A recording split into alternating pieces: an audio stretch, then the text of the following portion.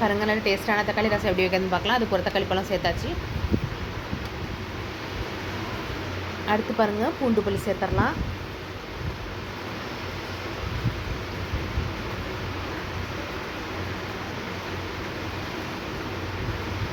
அரைச்சி போட்டால் நல்லா திக்காக இருக்கும்.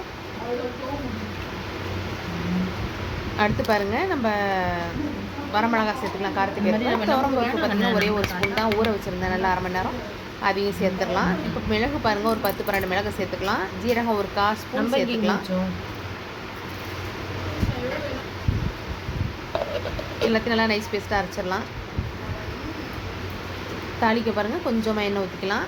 கடுகு வெந்தயம் போட்டு தாளிச்சிக்கலாம்னா அப்புறம் கருவேப்பிலை சேர்த்துடலாம். அடுத்து கொத்தமல்லி தழை சேர்த்துடலாம்.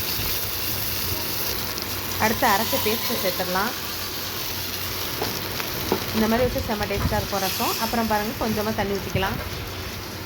மஞ்சள்தூள் சேர்க்கலாம். அடுத்து பெருங்காயத்தூள் சேர்க்கலாம்.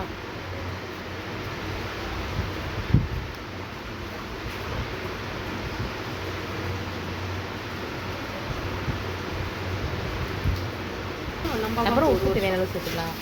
எல்லாருமே புளி பாருங்கள் ஒரு பெரிய நெல்லிக்காய் சைஸில் ஒரு பாதி அளவு தான் இருக்கும்.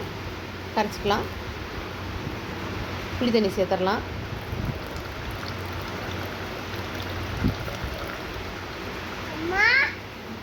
கொதிக்க விட்றலாம். நல்லா டேஸ்ட்டான ரசம் ரெடி ஆகிடுச்சு.